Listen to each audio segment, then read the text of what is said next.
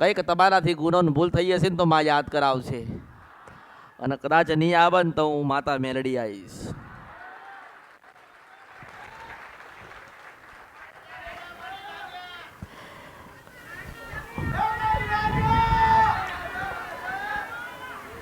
ભક્તિ કરો છો, ભક્તિ કરતા હતા, ભક્તિ કરતા રહેજો, સહન શક્તિ રાખજો, ધીરજ રાખજો. જેટલી સહન શક્તિ રાખશો ને જેટલી ધીરજ રાખશો ને એટલી જબરી માતા થઈને આવશે. મારા આશીર્વાદ.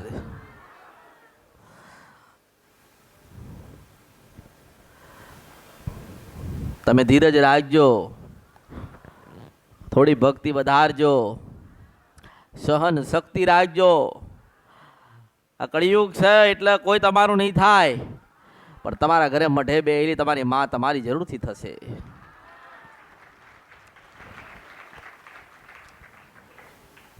તમારા ઘરે દીવો કર્યો, તમારા ઘરે દીવા કરો છો અને વર્ષોથી થતા હશે, પણ તમે એના ઉપર શ્રદ્ધા વિશ્વાસ અને ભાવ રાખજો અને એ કહે ને એ પ્રમાણે ચાલજો. નારાયણ તમારા ઘરે આવશે.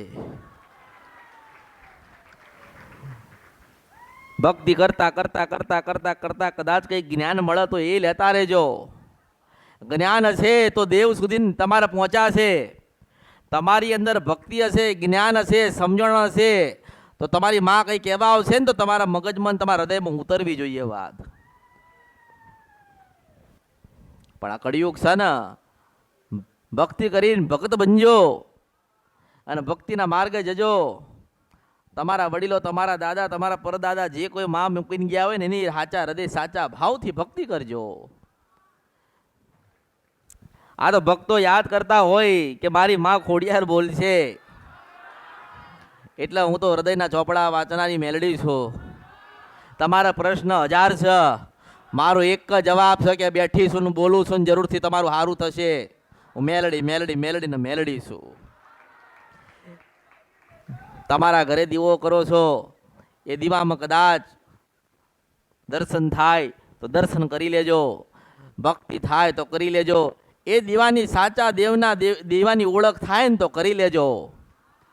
માં સાથે 1000 સ્વરૂપ લઈને આવ, માં સાથે 1000 પરીક્ષા લે, પણ તમારી ભક્તિ એટલી પ્રબળ હોવી જોઈએ, તમારામાં એટલી સહન શક્તિ હોવી જોઈએ કે દુનિયા એક બાજુ ને આપણી માં એક બાજુ.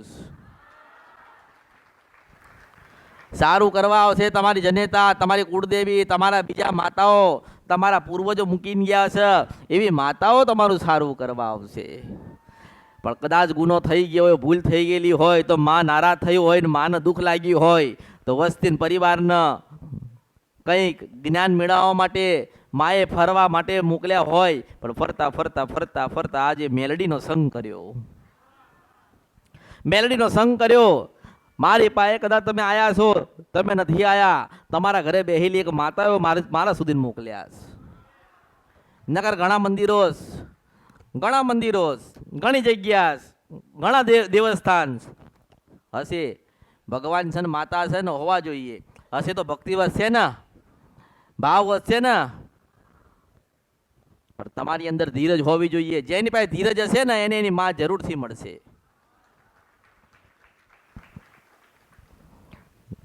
ભલે તમારા વડીલો ગમે તેવી ભક્તિ કરીને ગયા, ગમે તેવી સાધના કરીને ગયા, ગમે તેટલા મંદિર કે દીવા મૂકીને ગયા, પણ તમારો ભાવ નહીં હોય ને તો એક કઈ દીવો તમારું કામ નહીં કરે, નહીં કરે, નહીં કરે, નહીં કરે. તમારે કહેવાની જરૂર નહીં આવે. જો સાચા હૃદયની સાચી ભાવથી ભક્તિ કરી હશે, કશું માગ્યું નહીં હોય અને ધીરજ રાખી હશે, ભક્તિ માને જોવી હોય, માને પ્રસન્ન કરવી હોય ને માનો રાજીપો લેવો હોય ને તો તમારામાં ધીરજ હોવી જોઈએ. જેના ઘરે ધીરજ હશે ને એના ઘરેની માં બોલશે. અને જીવનની અંદર કદાચ માં કદાચ મળવા આવે, માં બે પ્રશ્ન કરે અને માને કંઈ કહેવાનું થાય તો શાંત મગજ રાખીને, થોડી ધીરજ રાખીને, પ્રતીક્ષા કરીને, માની ઉપર શ્રદ્ધા વિશ્વાસ ભાવ રાખીને માં શું કહે છે ને શું કહેવા માંગે છે ને એનું થોડું ગ્રહણ કરજો. જેના ઘરે જેની માના દીવા થતા હોય એનો શ્રદ્ધા વિશ્વાસ ભાવ એ દીવા ઉપર હશે તો એ માં રાજી થઈને તમારા 1,000 કામ કરશે. તમે કોનો દીવો કરો છો, કેમ કરો છો, શેના માટે કરો છો, ક્યારે કરો છો, એ મહત્વનું નથી. એક દીવો કરો કે 10 દીવા કરો, તમારા સાચા ભાવથી નહીં કરેલા હોય ને તો 24 કલાક કરેલા દીવાએ સફળતા તમને નહીં આપે. જેટલી જેટલી તમે રાહ તમારી મા માટે જોઈ છે ને, મા તમારી એટલી તમારી રાહ જોવે છે. પણ કંઈક જીવનમાં ભૂલા પડ્યા હોય, કોકે ભૂલા પડ્યા હોય, ભૂલ પડી ગયું હોય જીવનની અંદર, એટલે માર્ગ કોઈ મળતો ના હોય. અને હું એવું કહું છું કે જ્યારે જ્યારે માર્ગ ના મળે ને ત્યારે તારે મેલડી મળે છે. જ્યારે જ્યારે સમય ખરાબ આવે ને, તારા ખરાબ સમયમાં સારો સમય સાથે લઈને તો મેલડી આવે. પણ તમારી માં છે એટલે તમે જે ગુનાહ કર્યા, તમે જે ભૂલો કરી, તમે જે ગુનાહ કરતા આવો છો એનું દુઃખ તમારી માને લાગ્યું હશે. લાગ્યું હોય ને કે પરિવારે દુઃખ ખોટું કર્યું એટલે હું આજે દુઃખી થઈ, મારા પરિવારે મને પૂછ્યું નહીં. પોતાના જ ઘરની અંદર મઢ હશે, કોઈક ભુવા હશે, કોઈક પટિયાર હશે, કોઈક જોશી હશે, કોઈક દાણા જોવાવાળા હશે, કોઈક ધૂણવાવાળા હશે, કોઈક ડાકલા વગાડવાવાળા હશે. પણ એમ કહું છું કે આ બધી રચના માની છે. અને સાચા ભાવથી કોઈ કશું નહીં કર્યું હોય ને તો તમારી માં તમને નહીં સારું કરવા આવે. જો માની કૃપા જોઈતી હોય ને, માનો આશીર્વાદ જોઈતો હોય ને, તો મેં દરેકને એક વાત કરીશ કે ભજન કરજો. પહેલા તમારા વડીલો સાધના કરીને ગયા, યંત્ર તંત્ર ને મંત્ર કરીને ગયા, તો શું તમે બધા સુખી થઈ ગયા? તમારા દાદા પરદાદા ક્યારેક તો કંઈક ભક્તિ કરી હશે ને, ક્યારેક તો સાધના કરી હશે ને, મંત્ર ઉચ્ચાર કર્યા હશે ને. પણ હવે એવો સમય નથી, તમારા લોકો પાસે એવો સમય નથી, એવું જ્ઞાન નથી. કારણ કે તમારા વડીલોએ તમને કશું બતાવ્યું નથી.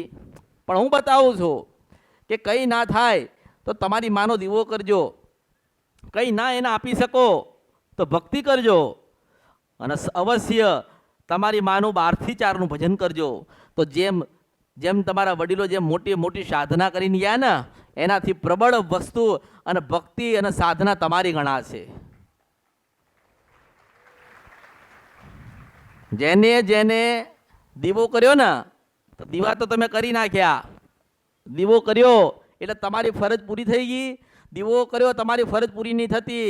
તમારી ફરજ એવી આવે છે કે દીવો કર્યો, માં સૌનું સારું કરજે, સૌનું કલ્યાણ કરજે ને સતના માર્ગે મને લઈ જજે, ને મારી ગુનાની ભૂલ થાય ને તારા આઈને ઊભી રહેજે. જતા આવતા ઉડતા બેઠતા તમે અહીંયા બેઠ્યા હોય, તમે મારી પાસે આવ્યા હોય તો તમારા હૃદયમાં તમારી ખોડિયાનું જ નામ હોવું જોઈએ, હું મેલડી છું. તમે અહીં બેઠ્યા હોય તો તમારા હૃદયમાં તમારી ચાવણ માતાનું નામ ભજન હોવું જોઈએ. તમારા હૃદયની અંદર કદાચ કાળકા માતા હોય ને તો એનું ભજન થવું જોઈએ. અને તમારા હૃદયમાં ખરેખર તમારી દાદાની, પરદાદાની, તમારી પેઢીની, તમારી વસ્તીની, તમારા ગામની કદાચ મેલડીનો ભાવ હોય ને તો મેલડીની ભક્તિ થવી જોઈએ. દીવો કરવાથી તમે સુખી ના થઈ જાઓ, નિવેદ આલવાથી માનું પેટ ના ભરાઈ જાય. જો ખરેખર ભક્તિ કોને કહેવાય, ભક્તિ કરવી હોય ને તો 12 થી 4 નું ભજન કરજો. જેટલું જેટલું તમારું પ્રબળ ભજન થશે, કશું વિચાર કરવા નથી, કોઈને વાત કરવી નથી. બસ આપણી માનો દીવો કર્યો ને એક માળા લીધી છે, અને ચાવણ ચાવણ ચાવણ, માં ચાવણ તું રાજી રહેજે, માં મેલડી તું રાજી રહેજે, માં ખોડિયાલ તું રાજી રહેજે, માં કાળકા તું રાજી રહેજે. હું એવું કહું છું કે કદાચ હું કોઈને શીખવાડું ને વિદ્યા તો એકને શીખવાડું, પણ મારો એવો ઇતિહાસ લખાશે કે 1 લાખ જન્મ મેં એની માં બતાવી હતી. 1 લાખ માણસોને મેં એની વિદ્યા, મારી વિદ્યા મેં શીખવાડી હતી. અને 1 લાખ માણસ અને દરેકના ઘરે ઘરે માના દર્શન લોકોને થયા હતા. જો તમે ભજન કરતા હશો તો હું તમને કહું છું એ કદાચ તમારી મેલડીનું ભજન કરતા હોય ને તો તમારા કદાચ તમે કદાચ ભજન કરો છો ને ભજનમાં તમે ખોવાઈ ગયા, અને ભજનમાં જે ખોવાઈ જાય ને એને મેલડી આવીને ઊભી રહે. તમે તમારા ચાવણ માતાનું ભજન કરો 12 થી 4, માં ચાવણ તું રાજી રહેજે, માં ચાવણ તું રાજી રહેજે, માં ચાવણ તું રાજી રહેજે. અને એવું કહું છું કે ચોટીલા બતાવન તો માનવાનું કે માં હાચી છે. જો તમારા વડીલો બહુચર મૂકીને ગયા હોય ને તો એ માં બહુચર તું રાજી રહેજે, માં બહુચર તું રાજી રહેજે, માં બહુચર તું રાજી રહેજે. અને તમારા વડીલોનો કદાચ પેઢી અને મંદિરને માં ના બતાવે ને તો મારા અવતારમાં ખોટ પડે. હું તમારી માનો સંગમ તમારી સાથે કરાવવા માંગુ છું, જેથી કરીને જેવા તમે દુઃખી થયા ને તમારા બાળકો દુઃખી ના થાય, ક્યાંય જોવડાવું ના પડે. તમે ગુનો ભૂલ કરશો તો માં નડવા આવશે ને, માં ત્યારે દુઃખ દેવા આવશે ને. પણ તમે બધા ભેગા થઈને જો એક માનો દીવો કર્યો હશે, 20 જણા હોય પણ એનો એક જ માનો, એક જ પરિવાર અને એક જ જણ દીવો કરે ને 19 જણા કદાચ એના પગે લાગે ને તો એ માં બધાના આશીર્વાદ આલે. અત્યારે એક મેલડી માતા હોય અને 20 ઘર હોય તો 20 ઘરમાં દીવા થયા, 20 ઘરની અંદર 20 નિવેદ થયા, તો માં કોના ઘરે જમવા જશે મને કહો? માં કોઈના ઘરે જમવા જતી નથી. માં એમની મેન જગ્યાએ બેસી રહી છે મંદિરમાં. માં લાપસીની ભૂખી છે, માં સુખડીની ભૂખી છે, માં શ્રીફળની ભૂખી છે, માં દીવાની ભૂખી છે. માં એવું કહે છે કે આજથી 70 વર્ષ પહેલા મેં 4 દીકરા આલ્યા હતા ને એના 20 દીકરા થયા છે. એ 4 ભગવાનના ઘરે ગયા પણ મારા 20 દીકરા ભેગા ના થાય ને તો મારો ભગવાન રજવાઈ જાય. માને શ્રીફળ ચૂંદડી કે મંદિર કે બધું જોઈતું નથી. માં એવું કહે છે કે મારા દીકરાએ ભેગા થઈને મને આટલી સુખડી ધરાઈને તોય હું રાજી છું. મારા સન્માન મળવા આવ્યા છે ને. તમારી માં છે ને એ તમારા અસલ દાદાનું ઘર હોય ને ત્યાં તમારી રાહ જોતી જ હોય. જે તમારા વડીલો જે મંદિર બનાવીને ગયા હોય ને એ મંદિરમાં તમારી ખોડિયાલ મેલડી કે કાળકા કે જોગણી કે ઝોપડી આ રાહ જોતી હોય. મારા દીકરાને મારી વસ્તી કાલ મને મળવા આવશે.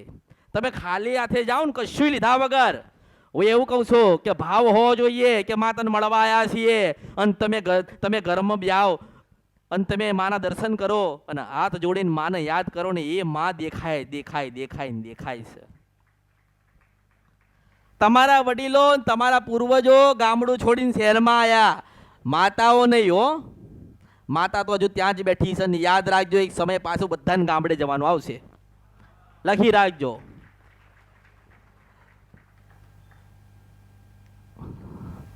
જેમ ગામડું છોડીને શહેરમાં આવ્યા છો ને એમાં શેર છોડીને ગામડાનો આનંદ લેવા જવું પડશે. કારણ કે માં બોલાવસ અને જવું પડશે. માની રચના. માં જ્યારે યાદ કરો તમે ભૂલી ગયા, તમે કામમાં વ્યસ્ત થઈ ગયા, તમારી પાસે સમય ના રહ્યો એટલે તમે એવું વિચારો કે વાંધો નહીં કે આ મહિને નહીં ગયા તો 2 મહિના પછી જઈ આવીશું. પણ ના, માં એવી રચના કરે ને કે તમારે 24 કલાકે પાછું સાધન બાંધીને જવું પડે એવી માતાઓ બેઠી છે. પણ માને યાદ કરો, માને એવું કહો કે માં તારો બોલાવો આવશે ને તારો ટવકો પડશે ને ત્યારે અમે આવીને ઊભા રહીશું.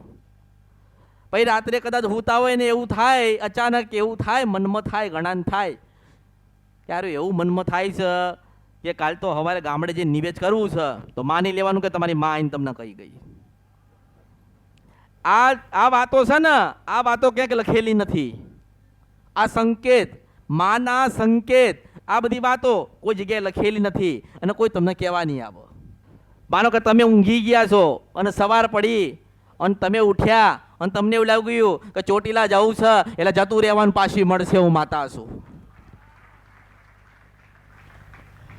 તમને એવું લાગ્યું કે ના આજે સવારમાં ઉઠીને નહીં ધોઈને માને સુખડી ધરાવી છે તો ધરાવી દેજો. આ બધા સંકેત તમારી માના છે. આ માં તમારા હૃદયમાં બેઠી છે. આ રામાયણ હતી ને, રામાયણ, તારે બધાએ કીધું કે ભગવાન ક્યાં છે, ભગવાન ક્યાં છે. તારે કોઈ કેવું કીધું હોનામાં, ચાંદી, રૂપામાં છે, મંદિરમાં છે, અયોધ્યામાં છે, દરેકના અંદર છે.